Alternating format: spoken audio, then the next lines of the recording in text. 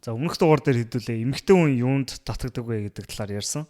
Энэ удаагийн дугаар дээр хэдүүлээ яг ижлэгэн сэдвэр гэхдээ эрэгтэй хүний талаас ярьцгаая. Эрэгтэй хүн яг юунд татагддаг юм бэ? Тэгээд хувьслын биологийн үүднээс харахаар яг энэ зүйлүүд нь бүгд айгүй ойлгомжтой болж ирдэг. Тэгээд дээр нь айгүй олон сонирхолтой судалгаануудыг би та нарт ярьж өгөх болно. Тэгээ энэ дугаар айгүй сонирхолтой байна гэж найдаж байна. За эрэгтэй хүний өнцгөөс авч үзэхэд ер нь эмэгтэй хүнтэй ижилхэн татагддаг зүйлүүд зөндөө байд юм байна л да. Ялангуяа урт хугацааны холбоо тогтоож байгаа үед эрэгтэй хүн эмэгтэй хүн адилхан хэмжээгээр зарим нэг зүйлүүдийг тэр партнертаа хайдаг, хүсдэг. За тэр дундаа оюун ухаан гэдэг зүйл байна. Энэрхүү сэтгэл санааны хувьд доктортой найдаж болохоор тэгээ эрүүл ийм шин чанарууд бол ер нь эрэгтэй эмэгтэй хүн ялгаагүй яг ижил хэмжээгээр хүсдэг гэж өмнөх дугаар дээр ярьжсэн. Тэгээ эдгээр шин чанарууд нь бас хувьслын биологийн үүднээс яагаад хэрэгцээтэй байсан бас ойлгогдсон байх гэж найдаж байна. Өмнөх дугаар дээр ярьсан.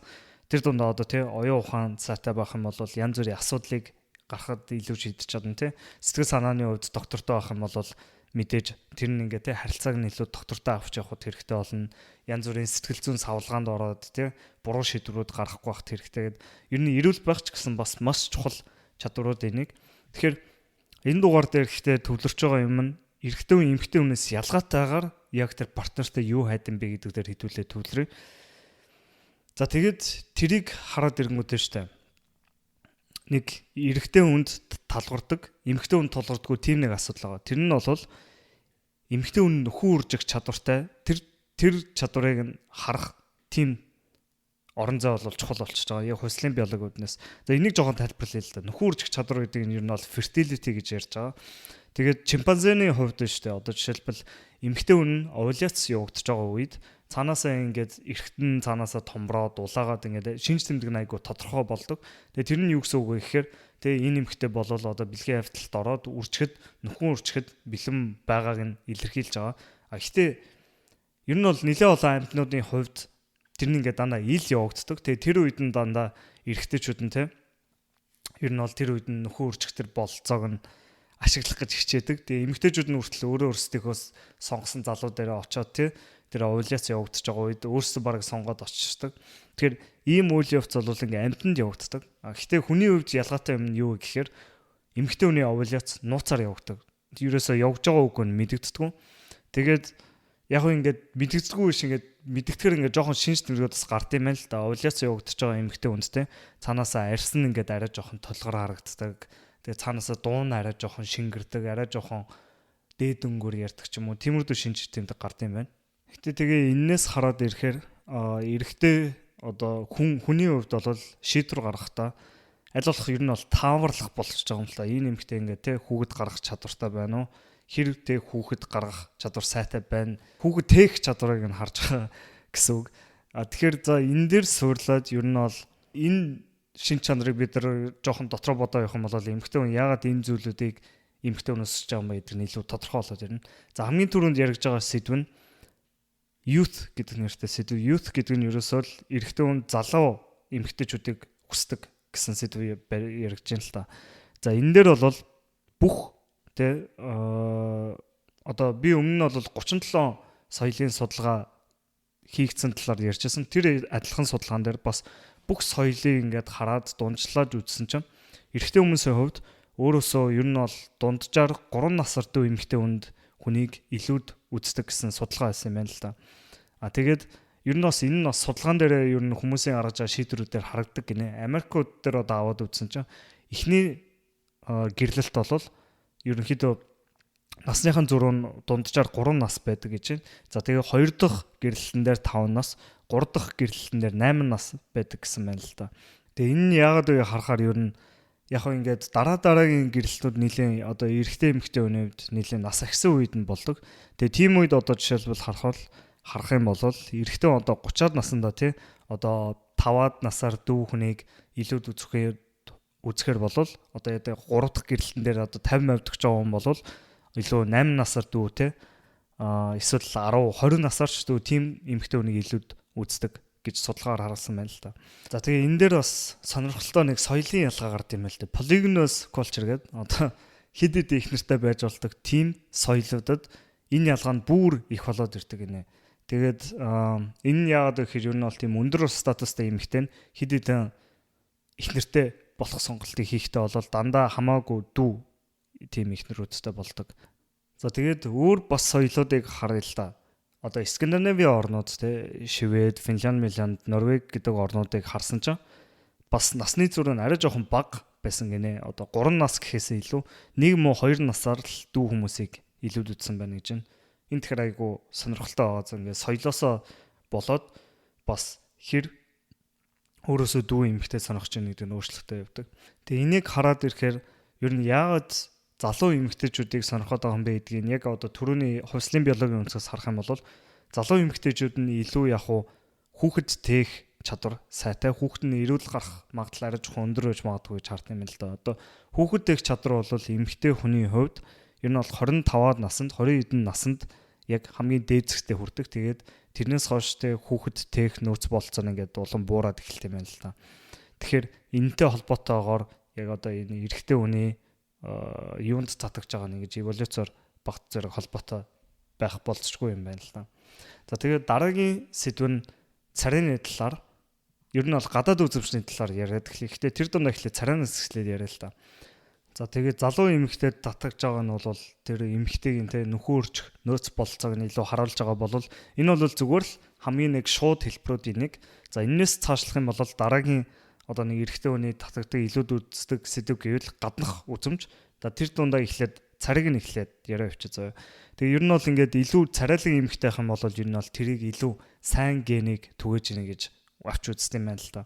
Бид нар яг ингээд царайгээд яриад эхлэнгүүд хүн хүний бодол өөр гэж яригдэн штэ. Гэхдээ яг хүн ингээд жоохон өөр хардаг ч гэсэн ер нь бол хүн болгоны дээр харж байгаа нүд нь те хэдэн сая жилийн эволюцаар бий болсон болохоор ер нь бол тэр дунд те хүн болгонд царайлаг гэж үздэг ер нь бол тийм стандарт бол байдаг гэдгийг энэ судалгаар харуулна. А тэгээд дээр нь нэмээд бид нар бол ууг нь энэ одоо царайлаг марайлаг тий одоо бид нар ингээд өөрсдөө ингээд гүйхэн мүхэн гэж ярьдэн штэ ингээд телевиз нэвтрүүлгээр дандаа л ингээд царайлаг хүмүүсийг илүүд үздэг царайлаг хүмүүсийг одоо яадаг ингээд бид нар шүтээд амьдардаг гэд. А тэгээд энэ бол цэвэрх зөвхөн медиагаас болж байгаа юм гэхээр бас үгүй гэж байгаа. Тэгээд энийг судалгаагаар бас харуулсан байна л да. Бүр ингээд жоохон хүүхдүүдэд за 3-аас 4 сартай эсвэл ингээд 6-аас 8 сартай юм жоохон хүүхдүүдэд хоёр төрлийн хүмүүсийн одоо царай өөрөд үзүүлсэн юм байна л да. Нэг нь бол арай жоохон царай муутай, нөгөөх нь бол арай жоохон царайлаг хүмүүс. Тэгэд судалгаагаар харсан чи юу болсон бэ гэсэн чи тэр одоо царайлаг хүмүүс рүү тэр хүүхдүүд нь арай илүү удаан харж исэн. Тэгээ энэ 12 сартай хүүхдүүд дээр ч гэсэн яг ижлэгэн судалгаанууд хийгдсэн байна л да.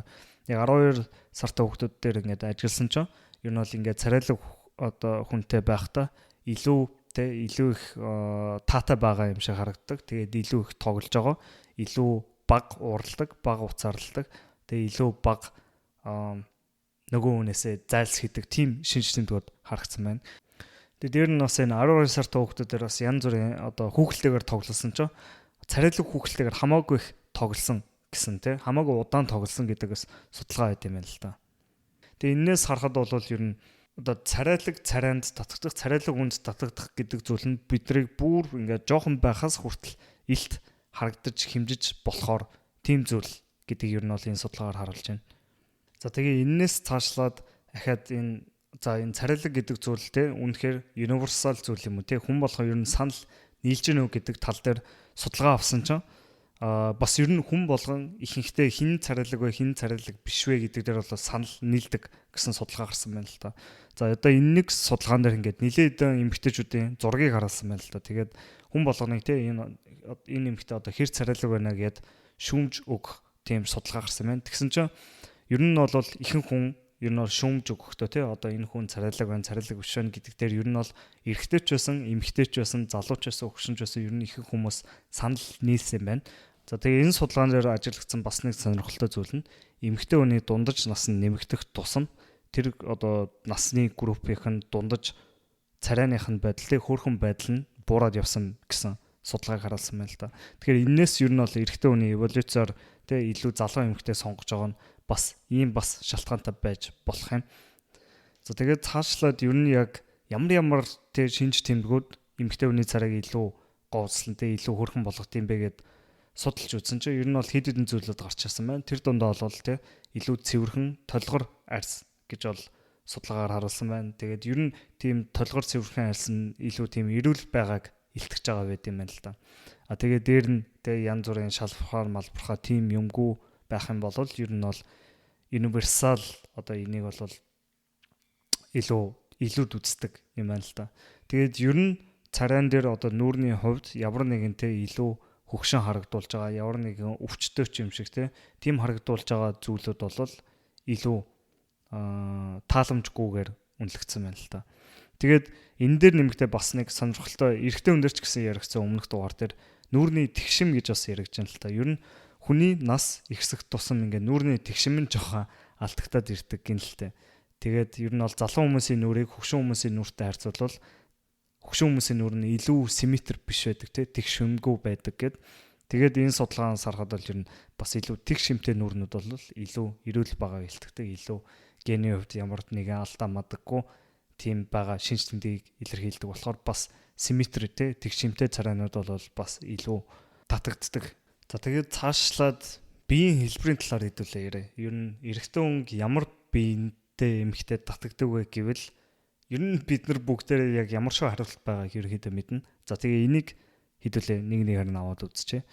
Ер нь бол яг нүүр гэдэг зүйл бол мэдээж яг чухал хэсгүүдийн нэг. Гэхдээ бас хүний бие гэдэг бол бас нэлээд олон дохиог өгж болох юм байна л да. Ялангуяа тэр эмэгтэйгийн хүүхэдтэй чадвартай холбоотойгоор бол тэр зүйлүүдийг илэрхийлж болдог. За тэгээд тэр дундаа хамгийн түрүүнд бол том хөх гэсэн байна. За том хөх нь бол бас яг бүх соёлд байдгүй гинэ. Одоо энэ Суданы Ганда гинүү? Зүүн Суданы Угандагийн энэ тэр эрэгтэйчүүд нь бол илүү тийм урт нарийн эмэгтэй тийм унжсан хөхийг илүү үздэг байна гэж хэлсэн байна л да.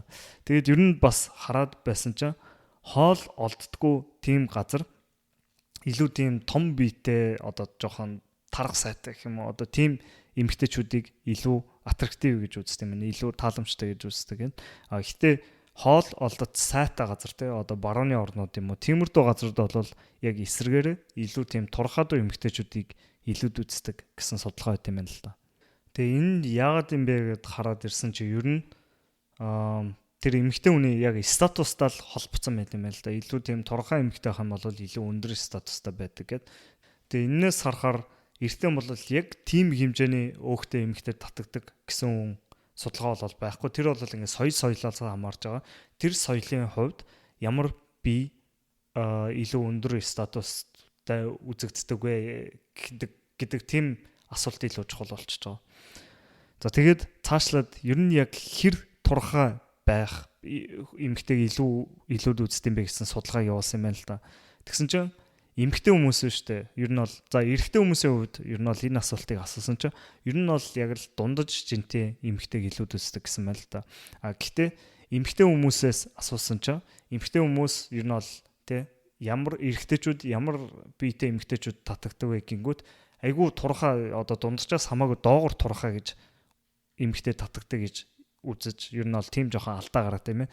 Тэгээ ер нь тэрнээс болоод ер нь бол айгүй олон эмэгтэйчүүд илүү тийм модель шиг бүр тийм хитрхи турхаа баг анорексиатай болох хэмжээнд өөрийгөө тэгэж ер нь бол зовоодг нь жоохон үнслэхгүй гэдэг бол энэ судалгаанаас харж болж байна.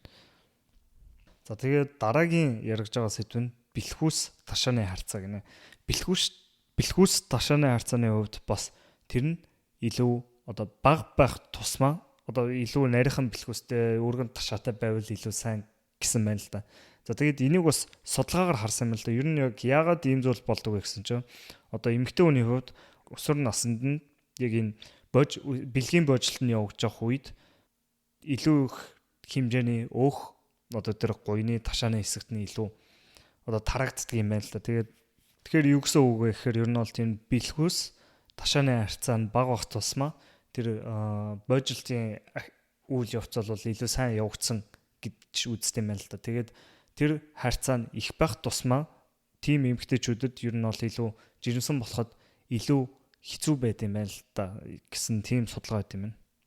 Тэгээ энээс харахаар бэлхүүс ташааны харьцаа нь бага бах тусмаа бол тэр бэлгийн боожлтын үйл явц бол илүү сайн явагдсан байна гэж үздэг юм байна. Тэгээд тэр бэлхүүс ташааны харьцаа өндөр байх тусмаа тим эмэгтэйчүүдийг харсан чинь ер нь бол жирэмсэн болоход илүү хэцүү байдаг юм байна. Тэгээд дээр нь тэр бэлхүүс ташааны хайрцаг бага эмэгтэйчүүдтэй харьцуулах юм бол илүү сүулт жирэмсэн болдог гэсэн тийм судалгаа гарсан байна л та.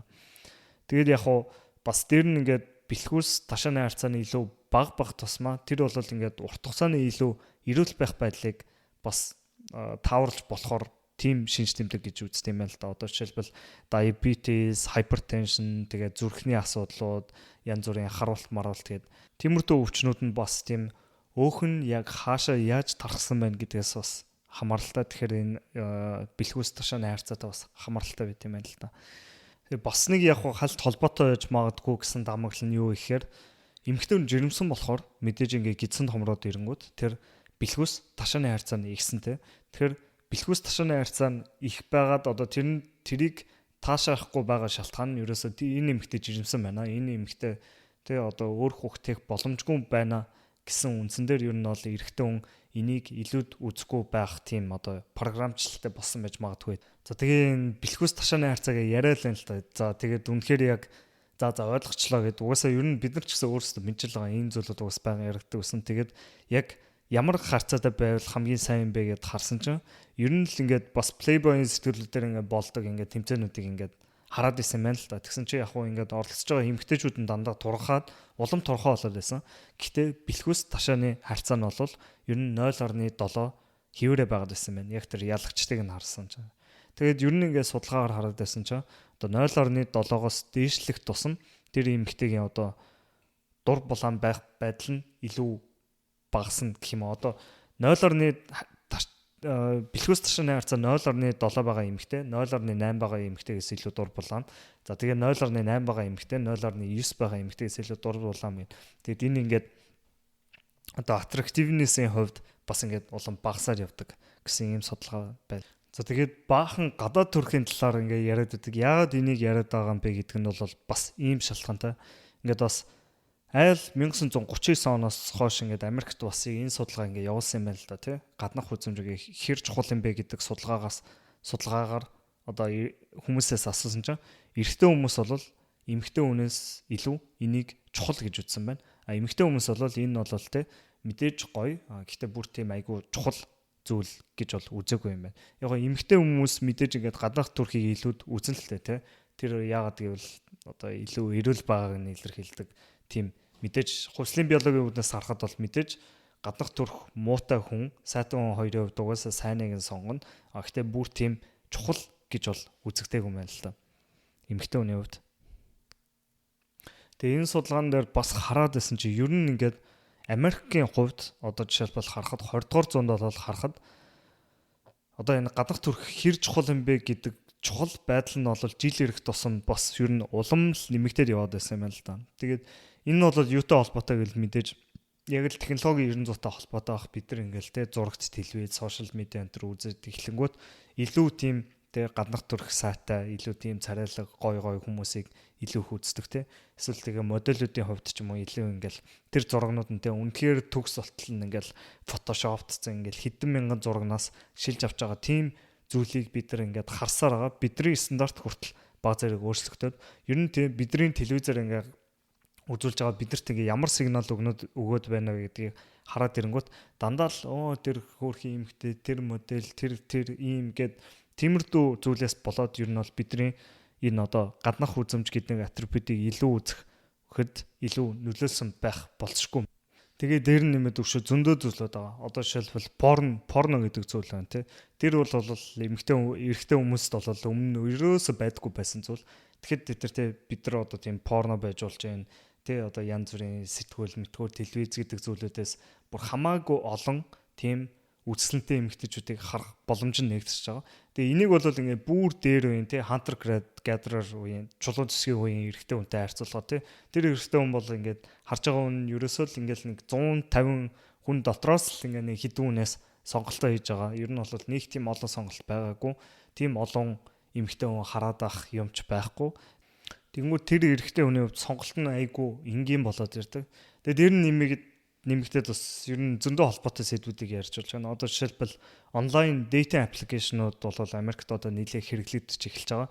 Тэгээд тэрнээс эхлээд ингээд хараад ирэнгүүт одоо эрэгтэй хүний хувьд эмэгтэй хүний хувьд ч гэсэн ингээл нэг тийм жижигхэн ог амьд тариалагддаг байсан хүмүүс ч ер нь бол тэр зүйлээрээ бүх зүйл нь програмчлагдсан. Гэхдээ одоо л сонголт нь бүр хамаагүй их тэлээд тийм бүргэн сонголттой болоод тийм олон тооны эмэгтэйчүүдийг хараад ирэнгүүт ер нь бол сонирхолтой өөрчлөлтүүд гарч эхэлж байгаа юм. Тэгээ энэний үр дүнг нэг судалгаа бол айгу сонирхолтой судалгаа харуулсан байна л да. Энэ судалгаан дээр шүү дээ. За эрэгтэйчүүдээ 2 группт хуваагаад эхний группт нь бол илүү үзэсгэлэнтэй эмэгтэйчүүдийн зураг үзүүлсэн байна. За тэгээ нөгөө группт нь зүгээр л нэг дундаж эмэгтэйгийн зураг үзүүлсэн байна л да.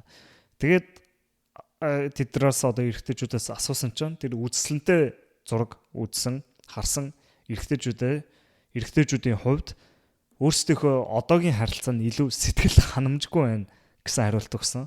Тэгээ энэ бол ер нь айгу жоохон гонигтай судалгаа. Тэгээд ер нь бол харахад тэгээ эргэн тойронд нь илүү ингээд олон эмэгтэйчүүд те илүү үлсэнтэй эмэгтэйчүүд байгаа үед болол эрэгтэй хүн өөрийнхөө харилцаантай илүү сэтгэл ханамжгүй те илүү тэгээд бүр дээр нь нэмээд нь штэ өөрийнхөө харилцаанд бүр тийм serious-аар хүлээж авахгүй тийм илүү сэтгэл ханамж багтай тэгээд өөрийнхөө хостоо илүү тийм ойр дотнд байгаа мэдрэмж нь багасдаг гэсэн ийм судалгааг харуулсан байна л да. Тэгэхээр тэг ингээ харахаар ер нь айгүй сонирхолтой байгааз бид нар ч гэсэн өөрсдөө амьдралтаа бас ер нь тунгааж үзэж бодохоор л бодвол хэрэгтэй л юм шиг байна. Тийм. За тэгээд цаашлаад ер нь яг хөө ингээд эрэгтэй хүнтэй мэдээж ингээд за үзлэнтэй эмэгтэй хүн татагдаг гэдэг нь ойлгомжтой байх. Гэхдээ тэгээд дээр нь нэмээд бид нар эрэгтэй хүнийг үзэсгэлэнтэй эмэгтэйтэй цуг байгааг харах юм бол тэр эрэгтэйг үнэлэх үлэмж нь өөрчлөгддөг гэсэн судалгаас байна л да. За тэгээ энэ судалгаан дээр бас харуулсан байна. Одоо эрэгтэй хүнийхтэй илүү үзэсгэлэнтэй эмэгтэйтэй ингээд цуг байгаа тийм зургийг хүмүүст үзүүлсэн юм байна л да. Тэгээд энийг бас янз бүрийн байдлаар өөр зурнууд үзүүлсэн байна те. Тэгээ энэ судалгааны үр дүнд яхаарахгүй тэр одоо үзэсгэлэнтэй эмэгтэйтэй байгаа эрэгтэй хүнийг илүү өндөр статустай эрэгтэй хүн байна гэсэн одоо шүмж дүгнэлтийг бол тэр зургийг ажиллаж байгаа хүмүүс хийсэн байна л да. Тэгээд энийг ер нь яагаад юм бэ гэдгийг ер нь бодоод үзвэл ер нь зүгээр л тэр эрэгтэй хүн одоо тийм хэмжээний эмэгтэй хүнтэй цуг байж байгаа нь тэр эмэгтэйгтэй өөрийнхөө амьдрал татаж чадсан болохоор ер нь бас энэ эрэгтэй бас үнэхээр өндөр статус юм шиг байна гэд ер нь бол ингээд жоохон тэгшлэгж харж байгаа тийм шийдвэр байж магадгүй юм байна л да. Тийм шүүмж байж магадгүй юм байна. Тэгээ энэ нь бол бас хүмүүст тохиолж байсан ч гэж магадгүй. Би яг эмэгтэй хүнийнүүдээр хараагүй болохоор сайн мэдэхгүй л байна л да. Мэдээж те зарим нэг эрэгтэйчүүдийг бид нар бас хараа бодоглох энэ юу нь яаж яваад одоо яа ийм хөрхөн найз хүнтэй болцсон юм бол те энэ яг юунд нь болцсон юм бол энэ эрэгтэй одоо яа тийм баян болов энэ төр гэл нэг тиймэрхүү юм боддөө шүү дээ. Яг хоо тэрнтэй бас холбоотой байх л та те. Тэгээд дээр нь бас нэг судалгаан дээр бас харуулсан байна л да.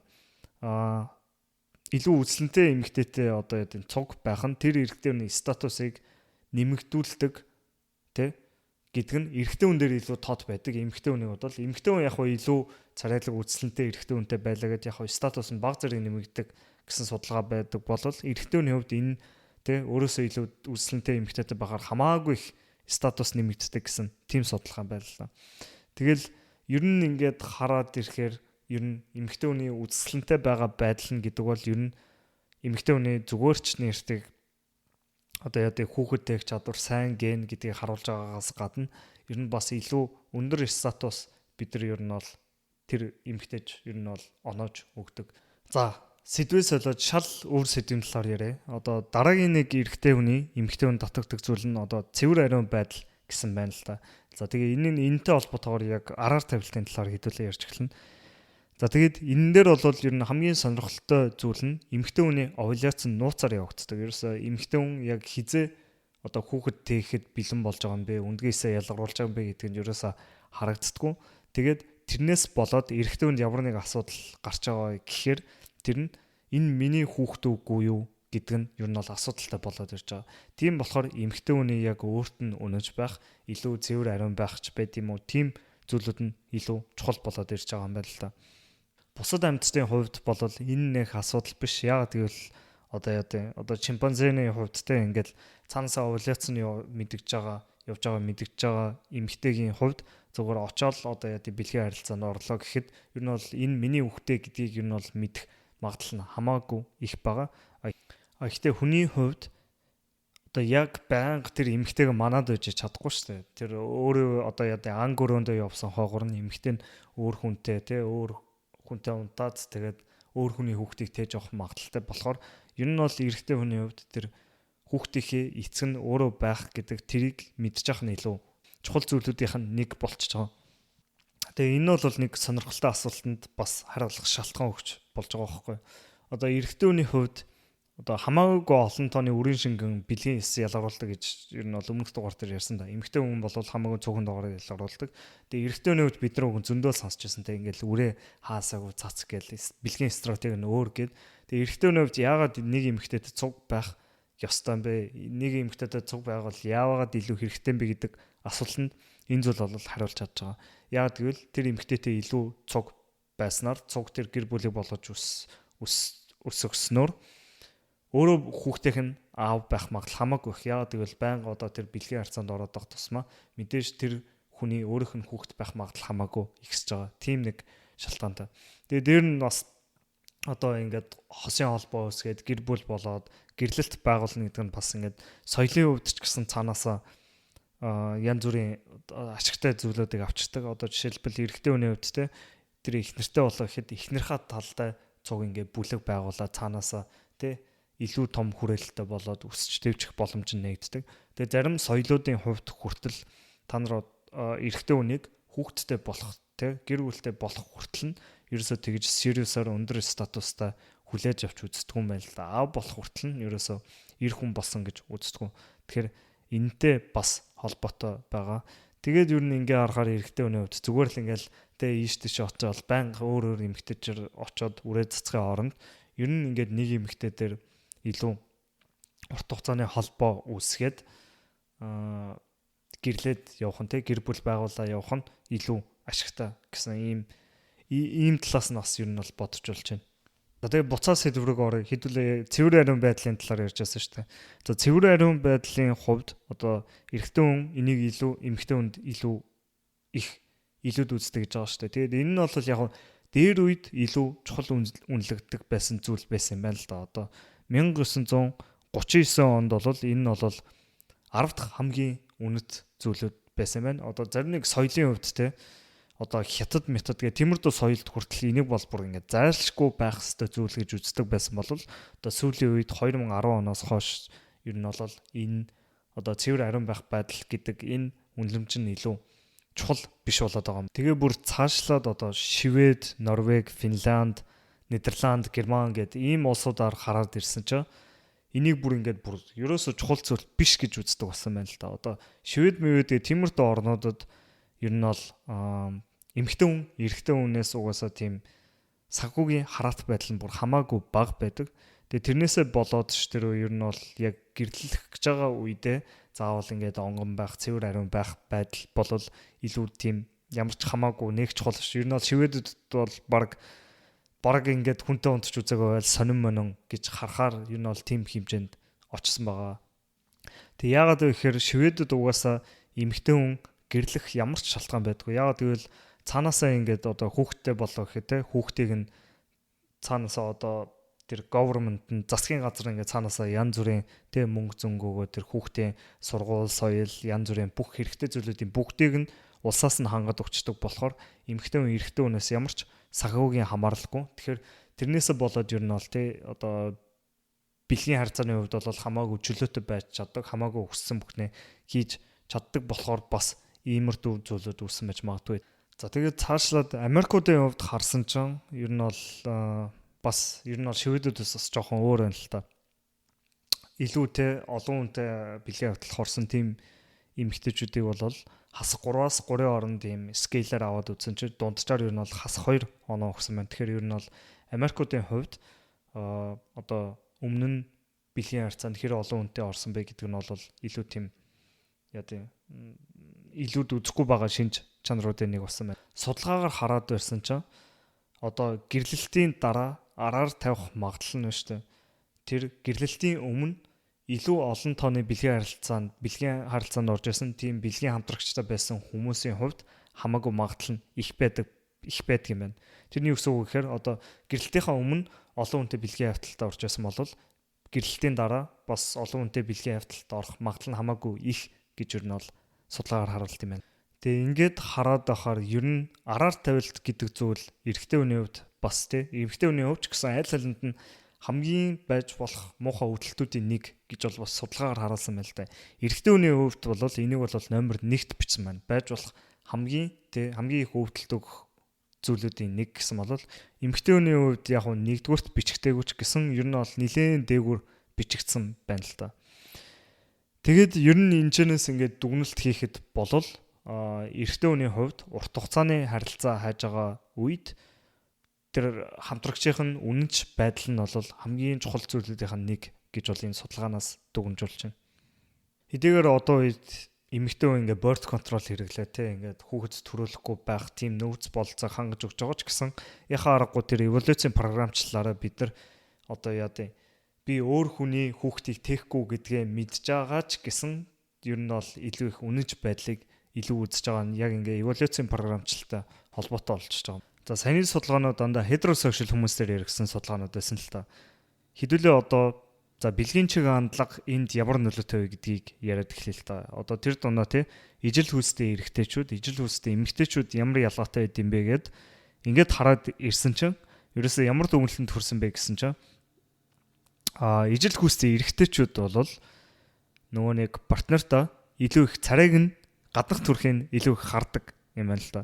Тэгээд ижил хүйстэй эмэгтэйчүүд болохоор лесбийн эмэгтэйчүүд болохоор гаднах төрхийн нэг их хардггүй гэд.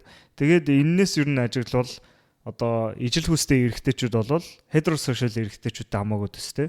Тэгээ ижил хүйстэй эмэгтэйчүүд ер нь heterosexual эмэгтэйтэй төстэй бас байд юм байна. Ерөөдөө яг ямар хүмүүст татгаж байгаа, юунд нь татгаж байгаа гэдгийг судлаад ахаар. Тэгээд тэр дундаа шүү дээ лесби эмэгтэйчүүд одоо ижил хүйстэй эмэгтэйчүүд сонирхож байгаа хүмүүстэй илүү тийм цөөхөн тооны гаднах төрхөнд нь сорилсан зүйлүүдийг дурдсан байна гэж юм л та. Одоо тэр дундаас судалгаагаас харахад ижил хүйстэй эмэгтэйчүүдийн 7% нь яг одоо ямар шоу зүйлүүдт нь одоо нөгөөнийхээ ямар шиг зүйлүүд нь татгдаг вэ гэдэг зүйлүүдийг дурдж бичсэн болвол heterosexual эмэгтэйчүүд дунд 20% нь тэр зүйлийг бичсэн байна. Тэгээ эрэгтэйчүүдийн хувьд heterosexual эрэгтэйчүүдийн хувьд 33%, гей эрэгтэйчүүдийн хувьд 38% нь одоо эсрэг хүснийхээ одоо яг тийм одоо гадах төрхөн тийм гэсэн зүйлүүдийг дурдсан байна гэд. Иннээс ерөөдөө харахаар ер нь бол гей эрэгтэйчүүд болон зөвхөн heterosexual эрэгтэйчүүд ер нь эрэгтэйчүүд тэр дундаа гадах төрхийг нь илүү хардаг болол эмэгтэй хүмүүс тэрэнд нь илүү бага алч холбогдол өгд юм байна. Тэгээ өөр төстэй судалгаан дээр шүү дээ. Одоо чиний тэр хамтрагч чинь тачаангу байх нь хэр чухал вэ гэж асуусан чинь ер нь бол гей эрэгтэйчүүдийн 57%, heterosexual эрэгтэйчүүдийн 59% энэ бол чухал гэж хэлсэн болол жирийн одоо heterosexual эмэгтэйчүүдийн хувьд 31%, лесби эмэгтэйчүүдийн хувьд 35% нь одоо тачаангу байх нь чухал гэж хэлсэн байна. Тэгэхээр ер нь бол энэчээс ингэж харахад яг л эрэгтэй хүн эмэгтэй хүнээс илүү яг тэр гаднах үзмжийг илүү хараад байна л та.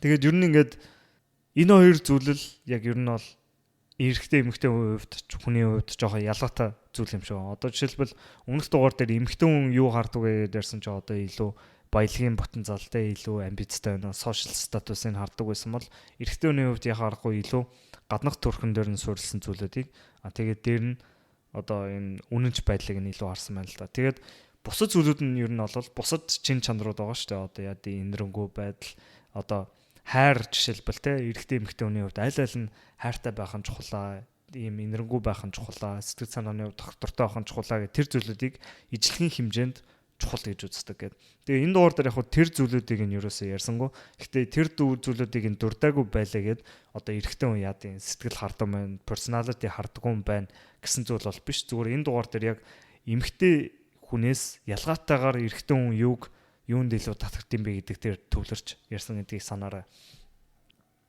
Тэгээ энэчнээс ер нь бас харахад ер нь бол хүн айгүй сонирхолтой амьтан байгаа байхгүй. Ер нь ингээд амьтны амьгт хараад байхад ер нь заавал яг эрэгтэйчүүд нь ийм байт юм уу гингөт ерөөсөө үгүй. Зарим нэг амьтны амьгт эрэгтэйчүүд нь бүр ингээд одоо тоосны хувьд одоо жишээлбэл эрэгтэй нь айгүй гоё үзэсгэлэнтэй хамгийн үзэсгэлэнтэй байдаг те. Эмэгтэйчүүд нь яг илүү тийм үзэсгэлэнтэй эрэгтэйчүүдэд татагддаг гэдэг тиймэрхүү зүйлүүд байдаг. Тэгээ амьтны хувьд хүртэлтэй заавал залуу хүнд татдаг гэсэн юм байдгүй. Одоо чимпанзе, орангутан тэр амьтнуудын хувьд илүү туршлагатай тийм эмэгтэйчүүдтэй илүү өмнө нь ингээд хүүхэд төрүүлж мөрсөн тийм эмэгтэйчүүдийг илүүд үзэх тийм зүйлүүд хүртэл байд юм байна. Тэгэхээр энэ заавал залуу үзэсгэлэнтэй эмэгтэйг одоо яа дий илүүд үзэж байгаа одоо хүний хувьд яригж байгаа энэ илүүд үзэж байгаа зүйлүүд нь бол амьтны аймагт байнга төгөмөл байдаг тийм зүйл бол биш гэдгийг бол дурдмаар байна. За тэгээд энэ бүх яриаг сонссны дараа бол ингээд ер нь бол хүмүүс ер нь ингээд жоохон дэлхийг бүрхэхээр харж магадгүй л те. Ер нь ингээл яг энэтэй холбоотой ер нь зөндөө яригдчих болох сэдвүүд бол байгаа. За одоо жишээлбэл хамгийн түрүүнд энэ яг одоо эволюцийн одоо ингэж хувьссан тэгээ эрэгтэй хүний одоо яа дэ илүү царайнд татагддаг те илүү залуу эмэгтэй татагддаг гэсэн эволюцийг ашиглаад одоо косметикийн салбар бол энэ хүслийг те далимдуулаад ер нь эмэгтэйчүүдийг те илүү ингээл залуу гоё харагдах ингээл янз бүрийн бүтээгдэхүүнийг бүр ингээд 8 тэрбум долларын тим бизнес Америкт жишээлбэл байдаг гэж байгаа байхгүй юу. Иймэрдүү зүйлүүд яригдчих болж байна. Тэгээ дээр нь энэ бас ингээд нэлийн шудраг бус санагдчих магадгүй те. Мэдээж гаднах төрхийг хүн тэгэл хүснээрээ өөрчилчихнэ гэж байхгүй те. Одоо яа тий хөшөрч байгаа эмэгтэй илүү залуу болно гэж байхгүй шүү дээ. Өөрийгөө хүчээр залуу болгоно. Тэгээ харахаар эцээцэд хаашаа юм тэгээд зүгээр тэгэл хамгийн тийм азтай хамгийн гоё гентэй те хамгийн сайн гентэй тим эмэгтэй л одоо энэ яа тий хосоо сонгох те. Одоо маркет дээр хамгийн үн цэнтэй өндрөөр үнэлэгдэх юм уу гэд ер нь бол баг зэрэг үнний орол байгаа. Гэхдээ одоо энэ дээр бол ер нь бол ингээд үннийг няцаах бол ямар ч боломжгүй. Эрэгтэй хүмүүс дээр очиж те чи ингээд ямар одоо яа тийм гүйхийн чи зөвхөн царай арлаа марлаа гэд хэлээд бол ямар ч нэмэргүй. Тэгээ дээр эцээцч ер нь бол энэ хувьслын биологид бид нар яг өөрсдөө програмчлалыг л илүү ойлгож эхэлж байгаа. Яагаад эрэгтэй хүмүүстэй илүү залуу эмэгтэй, яагаад илүү үзэсгэлэнтэй эмэгтэй, яагаад илүү үнэнчтэй, өөрт нь илүү үнэнч эмэгтэй татагдаад байгаа юм бэ? Яагаад ингэж тэр эмэгтэй харамлаад байд юм бэ гэд иймэрдүү зүйлүүдийг илүү ойлгож эхлэх нь биднэрт бол хамгийн чухал зүйлүүд энэ. Бид нар програмчлалаа ер нь бол тэ ихэнх хүний хувьд дундаж хүний хувьд тэр програмчлалыг яаж ч өөрчилж чадахгүй. Гэхдээ тэрийг ойлгож аваад цаашаа өөрийнхөө хандлагыг яаж өөрчлөх нь бол хамгийн чухал зүйлүүдийн нэг. Тэгээд ер нь яг нь эмэгтэй хүний хувьд энэ тал дээр ингээд шудраг бас санагдж байгаа ч гэсэн эрэгтэй хүн ч гэсэн бас ер нь янз бүрийн асуудлууд байгаа. Эрэгтэйчүүдийн их хвчлэн энэ залуу надаа юу авчирч чадах вэ те? Энэ залуу хэр статустай, ямар ажилтай вэ, хэр их мөнгөтэй вэ гэд эрэгтэй хүн бол ерөөсөө л тийм амжилт гаргах тийм айгүй ер нь бол одоо pressure бол ихтэй тийм амжилтгүй эрэгтэй хүн байх юм бол ядуу эрэгтэй хүн байх юм бол тэр хүн одоо яа партнертай болох сонголт нь бүр хамаагүй багасаад ихэнх эмэгтэйчүүд ерөөсөө тоохгүй. Тэгэхээр эрэгтэй хүнд ч гэсэн асуудал байгаа, эмэгтэй хүнд ч гэсэн асуудал байгаа. Тэгээд энийг ер нь бол ингээд том зургаар нь хараад яагаад ийм болчихвоо, хаанаас гарч ирж байгаа, юу болж байгаа. Тэгээд одоо хэдүүлээ урагшаага яаж алах хэвээр, ямар шийдвэр гаргах хэвээр, амьдралдаа тий ямар зүйлүүдийг илүүд үзэх үү, тий яагаад ийм болчихвоо гэдгийг ойлгох нь илүү чухал болоо явчихж байгаа. Тэгээ ер нь сүүлд нь сануулж хэлэхэд энэ бол ингээд туйлын үнэн биш. Тэгээ дээр нь нэмээд ер нь ингээд хувийн туршлагаас хараад байхад ч гэсэн ер нь бол эрэгтэйчүүдээс зөндөө асуухад ер нь бол зарим эрэгтэйчүүд одоо personality те тэр хүний яг ямар шүү шинж чанартай байна гэдгийг бол бас хардаг. Тэгэхээр яг хоо энэ дугаард ингээд зөвхөн гадаад төрх ингээд залуу байдалтай хүүхэд тех чадвар мадар гэх тиймэрхүү мэрэгцэн ч гэсэн тэр бол зөвхөн хувьслын биологийн үнцэг гэдгийг харах хэрэгтэй. Тэгээд энэ зүйлүүд нь зөвхөн одоо яа дэ эрэгтэй хүмүүс ийм зүйлүүд татгаж байгааг нь хувьслын биологийн үүднээс ингэж тайлбарлаж болж байгаа. Гэхдээ жинхэнэ амьдрал дээр бол зөндөө олон факторууд байгаа. Тэгээд дээр нь тэ урт хугацааны холбоо тогтооход бас эрэгтэй хүмүүсийн эмэгтэй хүмүүст хардаг зүйлүүд нэг их яригдаагүй. Тэгэхээр тэр зүйлүүдийг бас баланслж авч үзээрэй гэж хүсье. За тэгээд энэ дугаар сонирхолтой байсан гэж найдаж байна. Хэдүүлээ өөрсдөө болж чадах болох ёстой. Тийм болох гэж хичээцгээе. Баярлалаа.